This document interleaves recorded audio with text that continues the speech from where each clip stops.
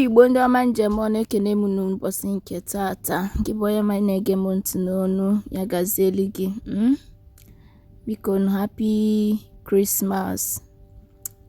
Jpac vidio abụfọgwa maka na a sị na eze kata eze ekpuche gịnị ekpuche nkata n'ilu egwu okwu. Biko Jpac, I know that na ị na-achọ ewe mmadụ ga-eshiwe it just no na-achọ attention ndị mmadụ, but in order to get attention ndị mmadụ you just know ga weta Evangelist Ebuka Obi brother the video wee post ịgbakọtago mgba ndị ụka okwe gị ịgba mgba Evangelist Ebuka Obi okwe gị ịgba mgba tight si tight asị ya okweghị gị side offering money okweghị gị. We a lot of game in ada agbafodo ka ndị mmadụ get attention, but no way.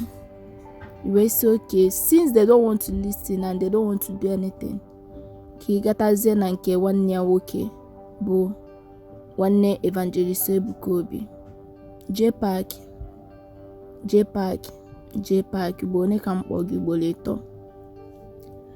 Ịma na asị na ọwụchi igbuwa nkịta adịkwu ya no isi nsị odekwu ya n'ụlọ isi nsị. Mbọsị iko nke gị ga-eju nke ijele na-eji ijele anaghị hawa ọnụ na-eme nke eme nke ọzọ threat in life ndị mmadụ up and down, doing video up and down without knowing the repercussion of what he's doing. Ndị mmadụ anaghị hell ya. Ride on. Where is Jele today? Ijele has been in prison. He has been in police custody for how many months? This is getting to a year. If case not taken, no make a year. Well, on that channel, Ijele ride on. Ijele imenka. Ijele, you are saying the truth. Blah blah blah. Kebe hawa not today. Why can't they go and bail him out? They should go and bail him out now. Asna. Nkwụcha ka eji eme gị nke eji amadike mberede ka eji amadike, I mean to say. Now your own part, Jpac, you have started. Isi ida agbazi saga, but you are indirectly doing it. You are not saying anything, but you are posting it to mock Evangelist Ebuka Obi and the brother. The other time it was right up. The other time you shared someone's video Eboya Neku against Evangelist Ebuka Obi and the Zion Ministry. You shared it on your post and you later deleted it, thinking that people will not see it. I'm eyewitness, I saw it, and you now later deleted it. When I went back to check your wall again, I feel that you need delete to go the share. You will forget on your own page. Utaki Ganesha gari na-achọghali okwu obere nwanyị nke anyị nọ kịta ịchọghị nnọọ ka ịnọ nwanyị ga in peace, chịgba ụkwụ n'ụlọ chịrị ọnụ gị chikpuo n'ime ụmụnọ so that ka ofe lara ọlụ zuolu gị na nwunye gị nni. Isi mba mgbe iko gị ga-eju Jpac nke ijele ihe mere ka bụ obere ihe to compare ihe ga-eme gị.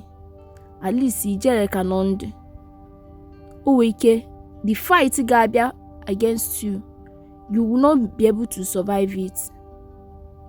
You might not be able to survive it because a lot of people in major they will come after you. You just one person make a move, others will follow. Mbiko gigeju.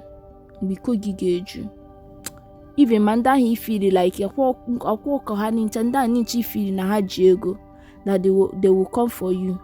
Nobody will come for you. Your last arrest, you know how it was now. Imako siga on di na-emela expect bia bialon. Ndị me expect na ha ga-akwụ gị n'azụ ha ncha gbafuche. Nke a abịa ma oke ma ngwere ga-eri mbọmbọ, onweghị ga-abịa kwụyalụ gị atọ. Were mmiri juru oyi saa ilu gị. Hafu Evangelist Ebuka Obi aka. Hafu nwanne ya nwoke aka. Hafu Zion Ministry aka. Hapụ ndị chọọchị aka. Ọ bụ na isi na ide agazo ka Jpac owele na-enwe gị force gbaga na omenala ma lapụ ndị ụka aka face your front. ikotezine nke akụrụ nke akụrụ nke ọzọ. You cannot serve two masters at the same time. Ọ na-abụ mfu ebe ị na-asị I'm a Christian but just na-ekiri gị. Bible si gị were nke Caesar ye Caesar, were nke dolu Chukwu ye Chukwu. There is no way you can serve two masters at the same time. It's not possible. But the worst thing that can ever happen to you is that na ndị ụka ekwe ya họ, ndị omenala ekwe ya họ, you just kwulu no. Nowhere to run to. Mgbe mmadụ wuru ekwensu reject ya, eluigwe ọ gaghị, ọkụ mmụọ ọ gaghị. Ịma na nke ọya ha kpomego, o wee bụ n'ime kata gị ihe imefe kalikwuzde ma ekwensu. Your own is getting out of hand. Face your family. Just know, were ego nke imetego na Facebook, invest in something meaningful. Kisheba na-eweta income, hafu Facebook aka. Ego Facebook ịkpatago, ịkpachaha ya, ị ga-awụfushia na court. And the way you get anything ọbụla possible to come out, you will not come out. Anaghị edoga aka na ntị na-eme na iwere ntị ike. Anaghị adoga aka na ntị na-eme na okwu ga-adị ekwu okwukwu.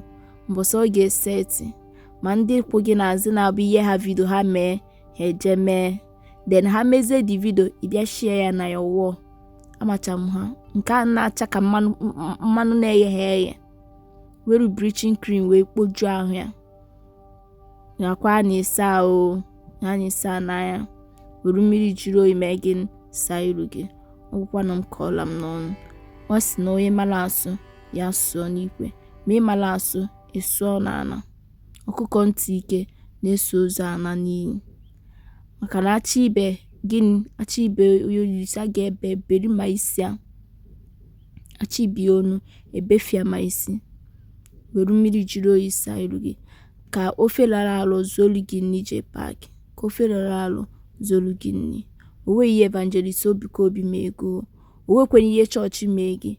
All this while ya na-eme ihe Christmas, I was expecting go ịpụta bịa si okay. Aze onye eme na ana Igbo ngwanụ. Ndị ọgbata obi m, ndị ikwu na ibe m. Nna eken 50 bags of rice, so at least you lead by example. Read by example. As a leader, you make it share by example. So that evangelist Ebuka Obi anyị na-asị na ọ dị emetia. Ka ọ mụtanụ n'aka gị na ka ọ mụta n'aka gị. Ebe ọ bụ na ọgụ a bụ after Jesus Christ ewete gị. Imenu nke gị, at least ndị man of God a na-amala eme, ha esi n'aka gị na-amụta otu esi eme ihe. But no, adụmmenu, ịbụ adụmmenu, ịbụ adụmmana. Ọgwụkwanụ m kọọla m n'ọnụ. Gbanenenu vida. Onye ga-ekuru ejima aya palakum. Onye ga-ekuru ejima awanabo ihe dike. The strength of the weak. Apakumi teligadunde marakakuri kasunta. Kakuri baba pampuri kasua. And the apostles were threatened. They converged in one place and there they prayed, and sign came of his consistent presence in their midst. The Bible says that the place they were began to shake. When our enemies threaten us, when circumstances are everywhere, what shall we do? What will be? What will be our defense? Hey, Akum Kadori Kazudi Akabende. Rehanda Handi Hana Mosansuri Kadu de Poliak. Zeki Kakunda.